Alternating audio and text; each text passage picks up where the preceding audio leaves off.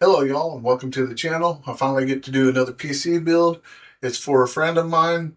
He does a YouTube channel, Bottle Job Sports, all about sports if you want to check it out. He kind of needs a PC so he can edit and get back into his channel. This one's going to be a low budget machine, but it should edit fine and do what he needs to do to be able to get back into his YouTube channel. Y'all be sure to hit that like and subscribe button. It'll help me tremendously. So what we're putting into this build is a Ryzen 5 8400F processor. It's a 6-core, 12-thread, running between 4.2 to 4.7 gigahertz. It is a 65-watt processor. It comes with a cooler, which we are going to use the stock cooler because at 65 watts, you don't really need much more than that. The RAM we're going to use is a set of T-Force Delta DDR5 memory. It is a 16 gigabyte kit running at 6,000. Only reason I can build this build at the price I gave him was because I had that set on me, because now it would cost probably another $150 more because of RAM prices going insane. The next item will be the GPU. I chose the ARC B570 because it has the encoders that help with editing in video processing, and is also a decent card. He's only going to be running 1080, so he doesn't need much more than what that provides. The next component we're going to be putting in there is going to be a Crucial P310 1 terabyte SSD. Transfer speeds are up to 7,100 megabytes. We're also going to put another 512 SSD that I had laying around, and it's from Samsung. Not sure what the model is, but gives him a little extra memory so that way he can have some place to store his videos and stuff. We are going to use the Arctic MX4 thermal paste. I tend to prefer this thermal paste. It has a good heat transference and is non-conductive, so you don't have to worry about shorting. The next item is the motherboard. It is an ASRock B850M Steel Legend Wi-Fi AM5 platform. It is a micro ATX motherboard. It is actually the same one that I use on my rig. It is a very good motherboard. I got this one open boxed, so I saved quite a bit of money, and is the only reason I could be able to do it for his budget. The next item is the power supply. It is a Raid Max Cobra 650 watt 80 plus gold certified gaming PSU. It is an ATX power supply. And finally, we're going to all those components into a DIY PC ARGB Q3.R2-W computer case. For the price, you can't beat the aesthetic of this computer case. There are some flaws to it, as in the fans are only SATA powered, but it is ARGB, so you can at least adjust the RGB part. And you can always upgrade to better fans later on. All right, the first step is we're going to unbox the power supply. We're going to plug it in. We're going to use that as our ground, so that way we can ground ourselves out so we do not acquire any static electricity.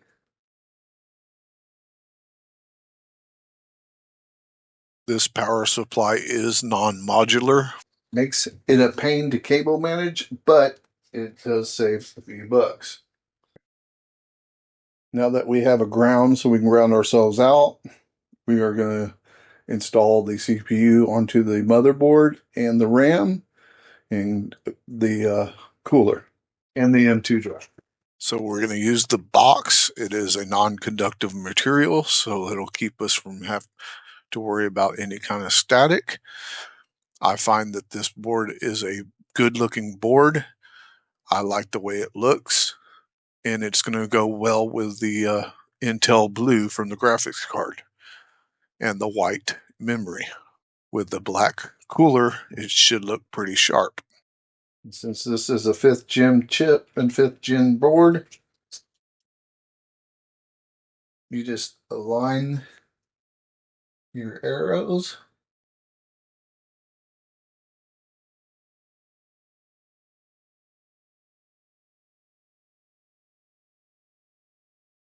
Put your thing down and pop it into place. The little cover will come off, and there it is. It's installed. Let's put in the M2 drive. Make sure you pull the plastic off of the heat sinks.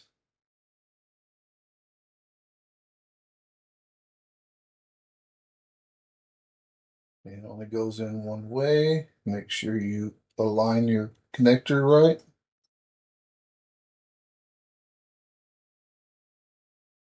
Slides in like that. Then goes down just like that. And then your heat sink will go on top. So I have an extra SD card right here. I am going to pull these heat sinks off.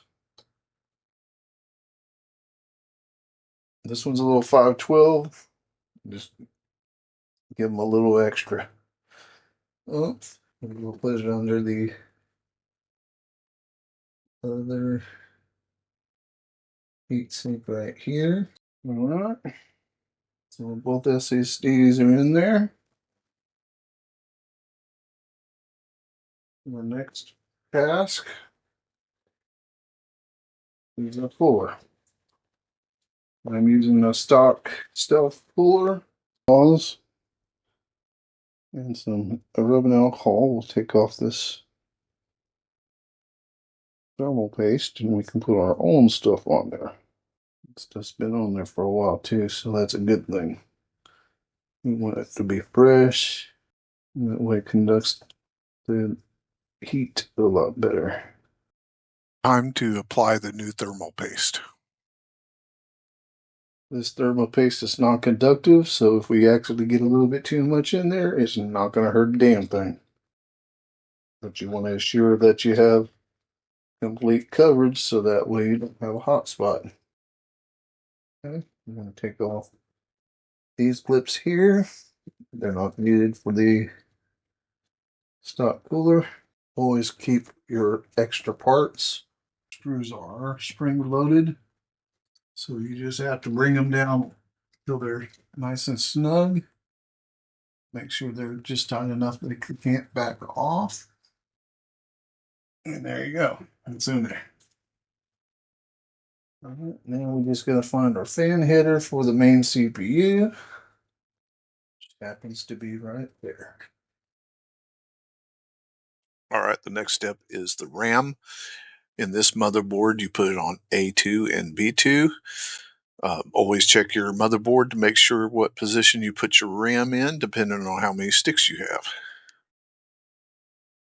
Yeah, old Peanut there, he decided to get in a fight, so he's stuck inside until he heals up. He had a big old abscess that almost killed him. So he's a little stir crazy, but he's chilling right now. Gotta make sure they're getting seated.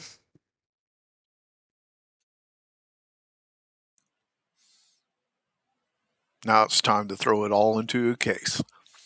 It is a budget build. The case is cheap, but it looks really good. There is some quirks about it, like I said before. All right, the next step is to undo all the case cables, and then we're going to flip it over and we're going to size the motherboard, make sure all the standoffs are in the right position. You do not want one of those cutting into the motherboard. It will run it.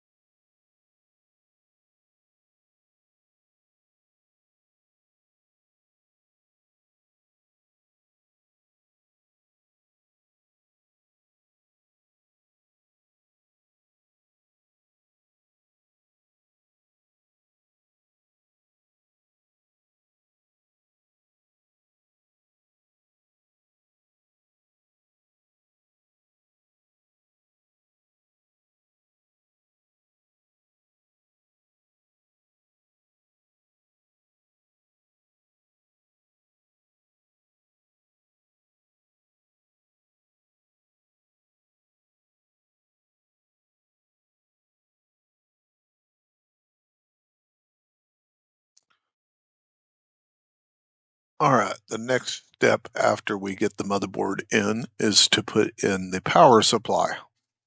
I got a little bit of footage of that, but I'm missing the footage of me connecting everything to the motherboard. My camera messed up.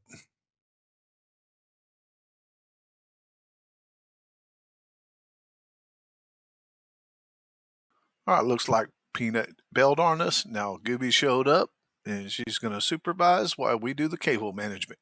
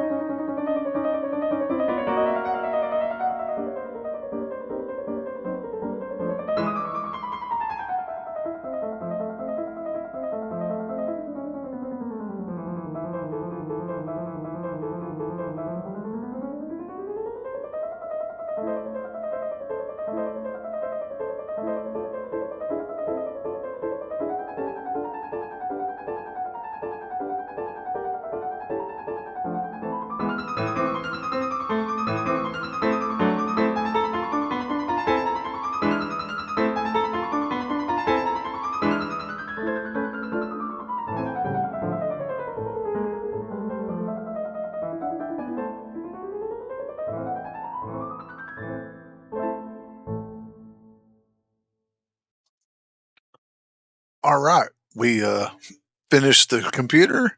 It posted, got Windows loaded in, and now we're going to do a little bit of a test, make sure everything works right. All right, benchmark passed, and we did a stability test for about 10, 15 minutes. It seemed everything worked all right. Now you can see the final product.